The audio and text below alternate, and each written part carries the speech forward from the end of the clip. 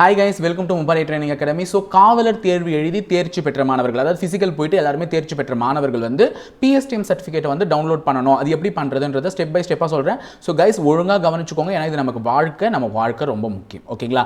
So first என்ன பண்ண போறீங்கன்னு பாத்தீங்கன்னா நம்ம வெப்சைட் TNUSRB வெப்சைட் இருக்குல, அங்க போயிட்டு existing user click here அப்படினு சொல்லிட்டு இருக்கும். ஓகேவா? உங்களுடைய லாகின் ஐடி வச்சு கிளிக் பண்ணலாம். So உங்களுடைய லாகின் ஐடி என்னவோ அதை டைப் பண்ணிடுங்க. ஓகேங்களா? உங்களுடைய லாகின் ஐடியை மறக்காம டைப் பண்ணிக்கோங்க.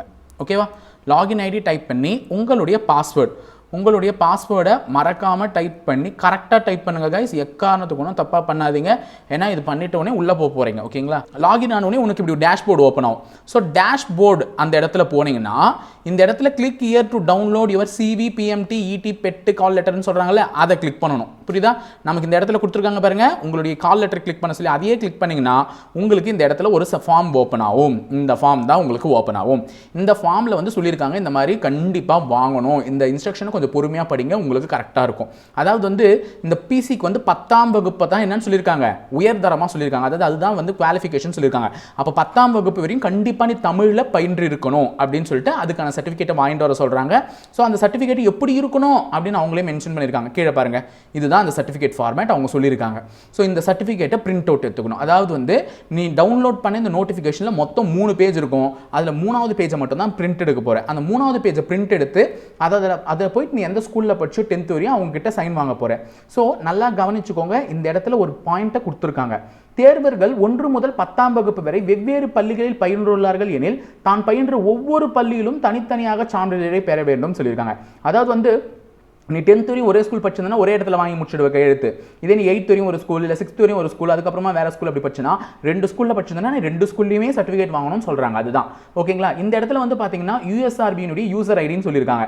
அப்போது நமக்கு இந்த இடத்துல மென்ஷன் பண்ணியிருப்பாங்க. ஸோ இந்த சர்டிஃபிகேட்டை டவுன்லோட் பண்ணும்போது USRB யூசர் ஐடின்னு இருக்கும். அங்கே வந்து உன் யூசர் ஐடி பண்ணி டைப் பண்ணலாம், அதையே போடலாம். என்ரோல்மெண்ட் நம்பர் இருக்குல்ல, அங்கே வந்து உனக்கு ஆல் டிக்கெட்டில் வந்து ஒரு என்ரோல்மெண்ட் நம்பர் இருக்கும், உனக்கு கொடுத்துருப்பாங்க கண்டிப்பாக. ஸோ அதை போட போகிறேன். அப்போ இந்த இடத்துல நீ யூசர் ஐடி போட போகிற, இந்த இடத்துல என்ரோல்மெண்ட் நம்பர் போட போகிறேன். போட்டுட்டு உன் பேர்லாம் அவங்களே ஸ்கூல்லே ஃபில் பண்ணி தருவாங்க. இதெல்லாம் நீ எதுவுமே ஃபில் பண்ண தேவையில்லை, எல்லாமே ஸ்கூல்லே ஃபில் பண்ணுவாங்க. ஸோ இதை நீ என்ன வாங்கும் போது நீ என்ன எடுத்துகிட்டு போகணும்னு பார்த்தீங்கன்னா ஒரு லெட்டர் எழுதி எடுத்துகிட்டு போகணும். இந்த மாதிரி நான் தமிழ் வழியில் பயின்றதற்கான சான்றிதழ் கோரி விண்ணப்பிக்கிறேன் அப்படின்னு சொல்லிட்டு ஒரு லெட்டர் எழுதிட்டு போகணும். அதில் விடுனர்ன்ற பேரில் உன் பேர், உன் அப்பா பேர், உன் அட்ரஸ் எழுதிக்கோங்க. பெறுநர் அப்படின்னு எழுதி அதில் வந்து தலைமை ஆசிரியர் உங்கள் பள்ளியினுடைய பெயர் எழுதி அந்த பள்ளி எங்கே இருக்குன்றதை எழுதிக்கோங்க. தெளிவாக சொல்கிறேன். விடுனர்ன்ற இடத்துல அப்பா பேர், உன் பேர், அப்பா பேர், உன் அட்ரஸ். அதே மாதிரி பெறுநர்ன்ற இடத்துல உங்கள் ஸ்கூல் நேம், தலைமை ஆசிரியர்னு போட்டு உங்கள் ஸ்கூல் நேம் எழுதிக்கோங்க, அதுக்கான அட்ரஸ் எழுதிக்கோங்க. அதுக்கப்புறமா பொருள்னு எழுதிட்டு இந்த மாதிரி தமிழ் வழியில் பயின்றதற்கான சான்றிதழ் கோரி விண்ணப்பம் அப்படின்னு எழுதிட்டு அதுக்கப்புறமா ஐயா அப்படின்னு சொல்லிட்டு நீங்கள் நார்மலாக மெசேஜ் எழுதுற மாதிரி தான். இந்த மாதிரி நான் வந்து என்ன பண்ணேன், ஒரு நடந்து முடிந்த காவலர் தேர்வில் நான் வந்து தேர்ச்சி பெற்றுள்ளேன். தேர்ச்சி பெற்றதற்கு வந்து எனக்கு தமிழ் வழியில் வந்து உரிமை கோரி இருக்கிறேன். அதனால் வந்து தமிழ் வழி சான்றிதழ் எனக்கு தயவு செய்து கொடுக்கும்படி கேட்டுக்கொள்கிறேன். இப்படிக்கு தங்கள் கீழ்ப்படிந்த மாணவன்.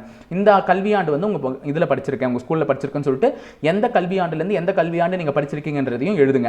ஓகேவா? இதற்கான லெட்டர் ஃபார்மேட்டும் உங்களுக்கு எல்லாருக்குமே தெரியும். அதாவது நீங்கள் 2014லேருந்து 2011 வரையும் ஒரு இடத்துல படிச்சிருக்கீங்கன்னா 2004லேருந்து 2013 வரையும் நான் படிச்சிருக்கேன்.